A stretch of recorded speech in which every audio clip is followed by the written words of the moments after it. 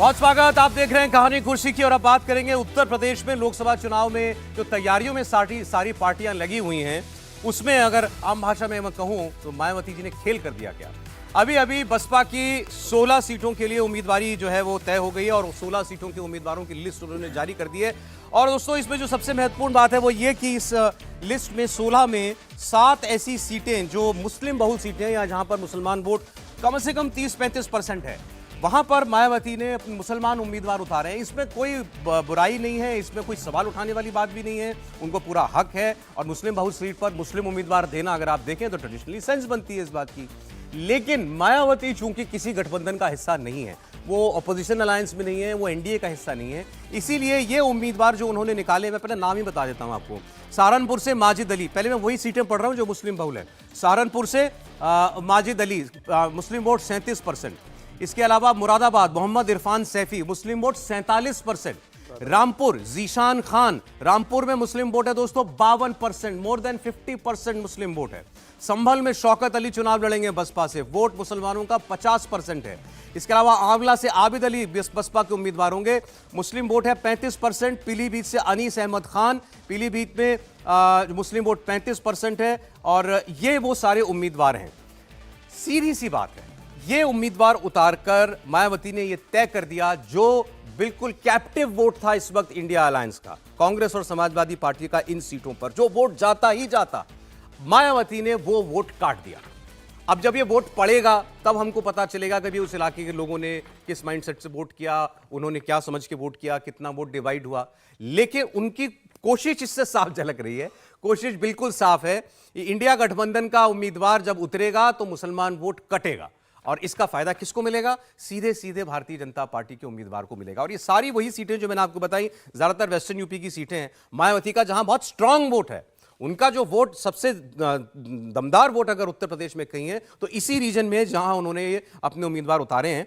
इसके अलावा कैराना से भी उन्होंने उम्मीदवार दिए हैं, मुजफ्फरनगर से भी, बिजनौर से, नगीना से, मेरठ, बागपत, गौतम बुद्ध नगर, बुलंदशहर, शाहजहांपुर, सारे उनके प्रभाव वाले ये इलाके हैं। रुचि कुमार हमारी सहयोगी इस खबर पर जुड़ गए हमारे साथ। रुचि, लिस्ट सीधे सीधे बता रही है कि इसका फायदा भाजपा को मिलने जा रहा है। जी हाँ, लग तो ऐसे ही रहा है क्योंकि मायावती ने जिस तरह से आज ये पहली लिस्ट ऑफिशियल लिस्ट है, हालांकि पिछले कई दिनों से कई लिस्ट फ्लोट हो रही हैं, लेकिन ये ऑफिशियल लिस्ट आई है। इसमें जिस तरह से मुस्लिम उम्मीदवार हमें दिखाई दे रहे हैं और उन सीट्स पर जहां पर मुस्लिम वोट बहुत ज्यादा है, मुस्लिम वोट मायने रखता है, अब रामपुर है, मुरादाबाद है, संभल है, इन सारी सीट्स में आप देखिए सहारनपुर है कि मुस्लिम वोट्स में अगर बिखराव होगा तो समाजवादी पार्टी का कैंडिडेट हो या कांग्रेस का कैंडिडेट हो, उसको बड़ा नुकसान वहां पर हो सकता है। अब उत्तर प्रदेश में सौरभ आप देखेंगे बीजेपी 80 में 80 का नारा दे रही है। उसका जो ये कॉन्फिडेंस है, उसके पीछे क्या वजह है? उनको लगता है कि पीएम मोदी का चेहरा है, उनकी लोकप्रियता है, मुख्यमंत्री योगी आदित्यनाथ का काम है, राम मंदिर है, लाभार्थी हैं। लाभार्थी करीब 15 करोड़ लोगों को जो फ्री राशन दिया है, 1.25 करोड़ लोगों को उज्ज्वला स्कीम का फायदा पहुंचा है, करीब 51 लाख लोगों को आवास मिला है। इस तरह की जो लंबी फहरिस्त है वो उनका भरोसा है। लेकिन अगर आप विपक्ष में जाएंगे, समाजवादी पार्टी और कांग्रेस, तो उनका बहुत कुछ दांव लगा है मुस्लिम वोट्स पे। अभी आपने देखा था कि जब सीट बंटवारे को लेकर समाजवादी पार्टी और कांग्रेस के बीच समझौता नहीं हो पा रहा था, तो बहुत सारी पश्चिमी उत्तर प्रदेश की सीट्स थी जो मुस्लिम बाहुल्य है, जो कांग्रेस चाह रही थी और समाजवादी पार्टी नहीं देना चाह रही थी क्योंकि उनको लग रहा था कि मुस्लिम वोट्स के सहारे वो अच्छा परफॉर्म कर सकते हैं। तो अब इस तरह से जब मायावती ने मुस्लिम कैंडिडेट्स यहाँ से उतार दिए हैं तो दिक्कत होगी कांग्रेस को। अब जैसे इमरान मसूद हैं, उनको भी दिक्कत होगी, शफीकुर रहमान बर्क के पोते जो खड़े हैं उनके लिए भी दिक्कत आएगी क्योंकि मुस्लिम वोट का वहाँ पर बिखराव हो सकता है। अब ये बात अलग है कि 2022 के चुनाव में हमने देखा था, 2019 में तो मायावती अखिलेश यादव के साथ थी और आपने देखा था कि वेस्टर्न यूपी में मायावती को कामयाबी मिली थी, समाजवादी पार्टी को भी कामयाबी मिली थी क्योंकि मायावती का जो दल दलित वोट था और जो मुस्लिम वोट था और कुछ यादव वोट था, वो सब मिलकर इस गठबंधन को वेस्टर्न यूपी में कम से कम कामयाबी मिली थी। लेकिन अब मायावती ने जिस तरह से मुस्लिम कैंडिडेट उतारे हैं, समाजवादी पार्टी और कांग्रेस के लिए लगता है कि मुस्लिम कैंडिडेट्स का बिखराव का सामना उनको बिल्कुल करना ठीक आपने पड़ेगा। रुचि, और अच्छा हालांकि आपने अच्छा दर्शकों को याद दिला दिया। मायावती जब पिछली बार 2019 का इलेक्शन हुआ तो वो तो गठबंधन में थी अखिलेश यादव के साथ, तो वहां तो वोट कटने का सवाल ही पैदा नहीं होता था। अब यहां दोहरी मार मायावती जी ने जो है वो इंडिया गठबंधन को दे दी है। एक तो वो उनके अलायंस में शामिल नहीं हुई और दूसरा ये मुस्लिम कैंडिडेट दे दिया मुस्लिम बहुत सीटों पर। और इसमें आप गौर कीजिएगा, ये वो इसमें से 4 सीटें तो ऐसी हैं जो भाजपा की हारी हुई सीटें थी 2019 की। मुरादाबाद, रामपुर, संभल, अमरोहा, इसमें से 3 सीटें समाजवादी पार्टी के पास थी, मुरादाबाद, रामपुर, संभल। 1 सीट अमरोहा की बसपा की अपनी खुद की सीट थी। नगीना भी बीजेपी के पास। जी हाँ, मैं बस उतनी बात की जहां पर अभी कैंडिडेट आए। तो अब इन हारी हुई सीटों पर मायावती के मुस्लिम कैंडिडेट कैसे बीजेपी के उम्मीदवार के काम आएंगे, ये बड़ी दिलचस्प बात है अपने आप में। अच्छा, इसमें एक दूसरा पहलू भी है इसका, ये ऐसा करने से क्या समाजवादी पार्टी या उससे उनसे भी ज्यादा कांग्रेस पार्टी रोक सकती थी क्या मायावती को? क्या उनको इस गठबंधन में लाने की कोशिशें जितनी होनी चाहिए थी वो हुई क्या? बहुत चर्चा चली, महीनों चर्चा चली इस बात की कि कांग्रेस पार्टी मायावती के साथ अलायंस करना चाहती है। मायावती के जो तरफ के लोग थे वो ये कहते थे कि उनको प्राइम मिनिस्टर कैंडिडेट डिक्लेयर कर दिया जाए तो हम बसपा जो है इस अलायंस में शामिल हो जाएगी। अखिलेश यादव की तरफ से ये कहा जाता था कि हमें कोई दिक्कत नहीं है अगर मायावती इसमें आती है। तो बहुत इंटरेस्ट तो शो नहीं करते थे, लेकिन उन्होंने ये कहा कि हमें कोई दिक्कत नहीं है।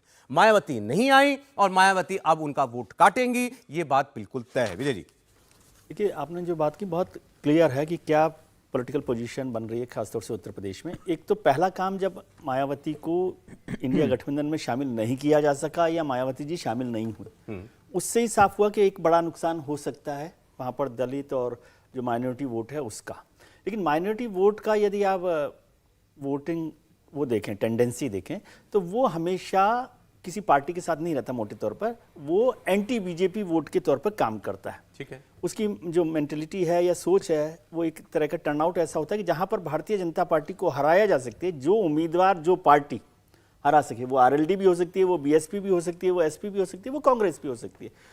तो वो नुकसान तो अब जब इन सीटों पर जहां मायावती जी ने उम्मीदवार उतारे हैं, वहां समाजवादी पार्टी का उम्मीदवार क्या है, उसमें कौन ज्यादा ताकतवर है, उससे फर्क पड़ेगा। लेकिन कुछ ना कुछ वोट का तो बिखराव होगा ही, नहीं तो वो सारा का सारा वोट वहां पर इंडिया गठबंधन में होता, कुछ तो वोट कटेगा ही। लेकिन इसके साथ एक और नुकसान होने वाला है कि जब मायावती जी यहां पर अपने कैंडिडेट उतार रही हैं, तो जो दलित वोट है, क्योंकि मुझे नहीं लग रहा कि बहुत मजबूत स्थिति में बीएसपी अभी वहां पर है, तो जो दलित वोट है, माइनॉरिटी वोट भले ही एसपी के साथ चला जाए, कुछ वोट बीएसपी के साथ रहे, दलित वोट जो माइनॉरिटी का वोट है उसमें से भी एक बड़ा बिखराव होगा और वो बीजेपी के साथ जाएगा। तो ये 3 तरह से नुकसान हो गया। दलित वोट मायावती जी का बीजेपी के साथ जाए काफी हद तक, मुस्लिम वोट का बंटवारा हो जाए काफी हद तक, काफी हद नहीं तो भी 60-40 वोट तो वो हो ही सकता है। और गठबंधन में नहीं है तो जो एक गठबंधन की ताकत होती है, मिलकर जो वोट होता है, वो नुकसान हो रहा है। तो एक तरह से तिहरा नुकसान हो गया। फायदा बीजेपी का प्लेन एंड सिंपल, तीनों तरह से भारतीय जनता पार्टी का फायदा। अब ये फायदा हुआ, मतलब मायावती जी ने सोच समझ के किया है या वो चुनाव लड़ना उनका अधिकार है, वो लड़ रही है चुनाव लड़ना उनका अधिकार है। और मुस्लिम उम्मीदवार उतारने पर भी आप सवाल नहीं कर सकते। मैंने पहले कहा सवाल नहीं उठाया जा सकता कि मुस्लिम उम्मीदवार उतार रहे हैं, सवाल हम नहीं करते। हम तो सवाल उनसे भी नहीं करते जो मुस्लिम उम्मीदवार नहीं उतारते। नहीं, बिल्कुल ठीक बात है, आपने कही थी जो बात आपको कहनी थी। लेकिन मैं कह रहा हूं कि जो हम डिस्कशन कर रहे हैं, ये मायावती जी को भी तो मालूम होगा ना कि इसका फायदा किसको हो रहा है। देखिए, बड़ी ये जानते पूछते किया गया, ये सवाल है मेरा। बिल्कुल जानते पूछते किया है। और मायावती की पहले से जो आप पिछले विधानसभा चुनाव देखें या उससे पहले के चुनाव देखें, तो एक कोशिश नजर आ रही है कि वो जो है दलित और मुस्लिम वोटों का एक कॉम्बिनेशन बनाने की कोशिश कर रही काफी समय से। और अखिलेश यादव इसीलिए मायावती से नाराज हैं क्योंकि उन्होंने जो ये नई कोशिश जो मुसलमान कैंडिडेट्स और मुस्लिम कैंडिडेट्स की शुरू की है, वो सीधा सीधा जो है वो समाजवादी पार्टी के वोटों में सेंध लगाता है। अगर हमने रामपुर का देखा है बाई इलेक्शंस में, किस तरह से बीएसपी के कैंडिडेट के कारण जो है जो समाजवादी पार्टी है वो रामपुर हार गई थी। तो ये देखिए, रामपुर हार गई थी, आजमगढ़ हार गई थी। तो दोनों में जो है वो बीएसपी के कैंडिडेट्स ने वो किया। अब अगर आप मेरठ की बात करें, मेरठ में आप अगर 2019 के चुनाव को देखेंगे तो जो बीएसपी का कैंडिडेट था, बीजेपी का कैंडिडेट, एक जैसा वोट परसेंटेज था, इतना कम मार्जिन पे था। तो ये सारी सीटें जो हैं जहां पर मुस्लिम बहुल्य भी हैं, जहां पे समाजवादी पार्टी को लगता है कि यहां पर उनके चांसेस हैं, ये बीएसपी के कैंडिडेट्स खड़ा करने से, मुस्लिम कैंडिडेट्स खड़ा करने से या अदरवाइज भी कैंडिडेट खड़ा करने से वहां पे सीधा सीधा एडवांटेज बीजेपी को चला जाएगा। बिल्कुल ठीक। समीर जी, देखिए अखिलेश यादव के लिए 3 तरह से चुनौती मिल रही है। मेरा ये कहना है, देखिए अखिलेश यादव मायावती को जोड़ नहीं पाए गठबंधन के अंदर, मुस्लिम वोटों का बंटवारा रोक नहीं पा रहे, और उनके पास पल्लवी पटेल थी। अब पल्लवी पटेल ने 3 जगह अपने उम्मीदवार उतारने की घोषणा कर दी है, जिसके अंदर मिर्जापुर है, कौशाम्बी की सीट है और फूलपुर की सीट है। इन 3 सीटों पे आप देखिए मायावती ने उम्मीदवार घोषित नहीं किए। कहा जा रहा है कि पल्लवी पटेल इन 3 सीटों पर बसपा से गठबंधन करने वाली है और इन 3 सीटों पर अपने उम्मीदवार उतारने वाली है। जब अखिलेश यादव को पता था कि कुर्मी वोट बड़ा बैंक अनुप्रिया पटेल भारतीय जनता पार्टी के साथ गठबंधन में मिर्जापुर से चुनाव लड़ती है, केंद्र में मंत्री है, तो उसी वोट को साधने के लिए पल्लवी पटेल को साथ में लेके आए थे, सिरायतू से उसको विधायक बनाया। आप उसको नाराज कर देते हो, वो आपसे 2 सीट मांगती है, आप उसके लिए 2 सीट नहीं देते हो, और आज वो पार्टी से अलग हो गई है। तो अपना दल सोनेलाल वह भी समाजवादी पार्टी से अलग हो गया। तो कुर्मी का एक बड़ा वोट बैंक जो पल्लवी पटेल के साथ था, मुझे लग रहा है अनुप्रिया पटेल के बाद पल्लवी पटेल वहां की नेता है, उसके वो भी इनसे शिफ्ट हो रहा है। तो ये तय है कि मुस्लिम वोट का तो नुकसान होगा, कुर्मी वोट का भी नुकसान समाजवादी अब पार्टी इसमें को जो होने जा आपने रहा है। पहले बात की, जिम्मेदारी किसकी थी है कि मायावती अब के उम्मीदवार उतरेंगे तो वोट ना कटे? सबसे कौन मतलब कांग्रेस ने तो कोशिश नहीं, की। सबसे बड़ी जिम्मेदारी तो समाजवादी पार्टी की, उत्तर प्रदेश की सबसे बड़ी पार्टी तो समाजवादी पार्टी है, उसको अपनी सीटों की ज्यादा चिंता। समाजवादी पार्टी को मालूम है कि उत्तर प्रदेश में कांग्रेस रायबरेली और अमेठी से बाहर नहीं है।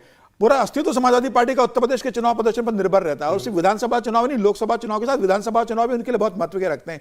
पिछली बार गठबंधन जब अखिलेश ने किया था तो अखिलेश को मालूम था कि 2019 में बसपा से मिलने के कारण मैं 5 सीटें जीता हूं समाजवादी पार्टी, और बहुजन समाज पार्टी 10 सीटें जीती है। और अब जब राम जन्मभूमि की प्राण प्रतिष्ठा हो गई है, भारतीय जनता पार्टी इतनी मजबूत है, योगी और मोदी का इतना नाम है, भारतीय जनता पार्टी का संगठन मजबूत है, ऐसी स्थिति में तो आपको मायावती को जोड़कर रखना ही चाहिए था गठबंधन में। कोई जबरदस्ती हाथ पकड़ थोड़ी गठबंधन में ला सकता है, नहीं आना नहीं आई। लेकिन आप रणनीति तो बनाइए, आपसे आरएलडी चले जाते हैं, जयंत चौधरी आपसे पास चले जा रहे हैं, मायावती आपके पास नहीं है, सवाल ये कांग्रेस का कोई पूछिए ना कि अस्तित्व उनको नहीं है। भाजपा ने ऐसा क्या दिया जो वो नहीं दे सकते थे? देखिए आपको अखिलेश यादव भारत रत्न तो नहीं दे सकते ना। ठीक है, वो नहीं दिया, लेकिन आप पल्लवी पटेल को तो रोक सकते थे। आप मायावती के घर जाते, बात करते, मायावती हो सकता है तो समझौता कर लेती, 2-4 सीटें मायावती को आप ज्यादा दे देते। पता नहीं, चर्चा तो थी कि सोनिया गांधी ने फोन किया मायावती को, मुझे पता नहीं हुआ कि नहीं हुआ, बात हुई कि नहीं हुई, चर्चा तो थी। क्या कांग्रेस ने, सपा ने उतनी ताकत से कोशिश करी मायावती को साथ लाने की? विजय जी, देखिए कोशिश यदि की जाती, मैं बार बार कह रहा हूं कि ये पूरे इंडिया गठबंधन की जो सबसे बड़ी कमजोरी है वो है शिद्दत की। मैं हमेशा शिद्दत पर बात करता हूं कि यदि आप में शिद्दत है लड़ाई लड़ने की, और दूसरा आप या तो अभी तक अपना जो दुश्मन है, प्रतिद्वंदी है, या जिससे लड़ाई लड़नी है उसको तय नहीं कर पाए कि आपको किससे लड़ना है। कभी आपको मायावती से लड़ना होता है, कभी आपको कांग्रेस से लड़ना होता है, कभी किसी और से लड़ना होता है, या आपको नरेंद्र मोदी से लड़ना है। यदि नरेंद्र मोदी से लड़ना है तो फिर आपको शिद्दत से हर एक चीज़ों को छोड़ना पड़ता है, अपने ईगो को छोड़ना पड़ता है, अपने कंडीशंस को छोड़ना पड़ता है, टर्म्स कंडीशंस की बात करनी पड़ती है। और इसलिए बार बार हम 1975 का जिक्र करते हैं कि 1975 को ध्यान रखिए। ये बात कहना बहुत आसान है कि नहीं, सब पार्टियों की विचारधारा अलग होती है, हमेशा ही अलग अलग होती है। अलग विचारधारा तभी तो अलग पार्टी है। यहाँ तो एक पार्टी में भी अलग अलग विचारधारा होती है, लेकिन कम से कम अलग अलग है। तो उन सबको लाने के लिए एक ज्यादा ताकत की जरूरत होती है। मैं फिर कह रहा हूं, नहीं मायावती जी को लड़ना नरेंद्र मोदी से, क्या करेंगे आप? हाँ, नहीं, उसमें क्या कर लेगा? कोई कुछ नहीं कर सकता उसमें। तो फिर आप ये लड़ाई लड़ाई कि मायावती जी नहीं लड़ रही, तो मायावती जी को इस तरह से एस्टेब्लिश कर दे कि भाई ये बीजेपी के साथ है। ये बात सही है। ये तो कम से कम कर सकते हैं ना, कि कम से कम कांग्रेस समाजवादी पार्टी वो उनको भी मिलकर नाराज करना चाहते हैं। हाँ, मायावती को भी नाराज नहीं करना मायावती को चाहिए। तो कह रहा हूं कम से कम इस चुनाव में ये करे कि कांग्रेस समाजवादी पार्टी मिलकर बता दे कि देखिए हम कह ही रहे थे कि इतने दिन से कि ये बीजेपी के साथ हैं, और आज ये साबित हो गया। इस तरह से वो लड़ाई लड़ रहे हैं। इसके बाद वो ये कहें नहीं, देखिए ये तो बड़ी बात है कि मायावती क्यों नहीं लड़ना चाहती हैं, इसका जो है वो मायावती को जवाब देना है। आप बता देखिए मैं तो मायावती जी से बात नहीं कर रहा हूँ, कि नहीं तो मैं बता देता आपको। देखिए अब ये बात है कि ऐसा भी जो कांग्रेस, ऐसा कहना कि कांग्रेस ने मायावती को साथ लाने की कोशिश नहीं की, ये गलत होगा। कांग्रेस ने भरपूर कोशिश की, उनके नेताओं ने भी मायावती से बात की कि जो है मिलके चुनाव लड़ना चाहिए। पहले जो अखिलेश यादव का एक कहीं ना कहीं जो वो था, मतलब उनको पसंद नहीं था कि मायावती जो साथ आए, क्योंकि उनको अपने वोट बैंक की चिंता थी। बाद में ये भी बात हुई थी कि जो है अखिलेश यादव जो हैं वो कहीं ना कहीं रिकन्सिलिएट कर गए हैं कि मायावती आ जाएं, लेकिन मायावती का ये फैसला था कि वो साथ नहीं आके लड़ना चाहती, वो अलग लड़ना चाहती। चल ठीक, एक बार रुचि के पास हम चलते हैं। रुचि, कहानी कहाँ अटकी इंडिया गठबंधन में मायावती के शामिल होने की कोशिशें ही नहीं हुई, मायावती आना नहीं चाहती थी, या किसी की ईगो बीच में आ गई? सर एक चीज जोड़ दूं, रुचि का जो है ना मायावती जी से बहुत लंबा संबंध रहा है जी। वो बहुत करीबी उनसे जान पहचान रही है रुचि की। उनकी भी आपकी भी जी, ठीक। रुचि, नहीं, मायावती से तो विजय जी शायद ही बहुत कम लोग करीबी रहे होंगे, क्योंकि वो बहुत ज्यादा बातचीत नहीं करती, बहुत ज्यादा मिलती जुलती नहीं। आमतौर पे जो नेता लोग मिलते हैं, आप बीजेपी में चले जाइए, कांग्रेस में चले जाइए, बहुत सारे लोग बिना कैमरे के बहुत सारी बातें आपके साथ शेयर करते हैं। वो मायावती के साथ नहीं है। और मायावती की पार्टी में एक दिक्कत और ज्यादा बड़ी है कि मायावती के अलावा वहाँ किसी के मुंह खोलने की हिम्मत नहीं होती, कोई और आपको कोई खबर बता नहीं सकता। तो वो मुश्किल तो है, लेकिन जब इंडिया गठबंधन की बात शुरू हुई, उत्तर प्रदेश में आई, तो शुरू में ये देखा कि अखिलेश यादव ने अपने नेताओं की मीटिंग की थी, कार्यकर्ताओं की मीटिंग की थी, और उसमें ये कहा था कि मायावती के बारे में कोई अपमानजनक बात नहीं करेगा, उनका सम्मान किया जाएगा। तो यानी शुरू में कोशिश हुई जरूर कि मायावती को इस गठबंधन में लाया जाए। हालांकि अखिलेश यादव को जो 2019 का जो उनका एक तरह का तजुर्बा था वो अच्छा नहीं रहा था, क्योंकि चुनाव के बाद हालांकि मायावती 0 से 10 पे पहुंच गई थी, लेकिन मायावती ने जैसे ही नतीजे 2019 के आए और उन्होंने कहा कि अखिलेश यादव ने हमें धोखा दिया और समाजवादी पार्टी का वोट हमको ट्रांसफर नहीं कराया, जबकि वो 0 से 10 पर पहुंच गई थी। तो अखिलेश यादव के जो तजुर्बा था वो अच्छा नहीं था, लेकिन कोशिश जरूर हुई। और उसके बाद कहीं मामला अटक गया। कांग्रेस बहुत चाहती थी कि बीएसपी इस गठबंधन में आ जाए, लेकिन इधर के कुछ दिनों में अखिलेश यादव ने कांग्रेस से कह दिया था कि जो 17 सीट्स हमने आपको दी हैं, उन्हीं सीट्स में आप चाहें तो मायावती को दे दीजिए और अलायंस पे ले आइए। तो उससे तो बात नहीं बनती। और जैसा विजय जी कह रहे थे कि ये जो पूरा अलायंस है, जो आपको बीजेपी में लड़ने की ताकत दिखाई देती है कि वो एक एक सीट के लिए, एक एक वोट के लिए किस तरह से लड़ाई लड़ते हैं, उसके लिए मेहनत करते हैं कि एक वोट भी ना कम हो, वो विपक्ष के खेमे में उसकी कमी नजर आती है। मुलायम सिंह यादव को अक्सर हम देखते थे कि वो कहते थे कि कोई पार्टी चलाना शिव जी की बारात की तरह होता है, उसमें हर तरह के लोग होते हैं और सबको साथ लेकर चलना पड़ता है। वो कमी दिखाई दे रही है और जिसकी वजह से शायद ये अलायंस नहीं हो पाया और मायावती अलग से चुनाव लड़ रही हैं। रुचि, बहुत शुक्रिया आपका। मायावती ने अपने उम्मीदवार उतारकर और खासकर मुसलमान उम्मीदवार उतारकर सीधे सीधे इंडिया गठबंधन को बहुत बड़ा झटका पहुंचाया है, और बीजेपी की जो 80 में 80 का लक्ष्य है, उस ओर बढ़ते कदम है, उसमें शायद ताकत जोड़ दी है।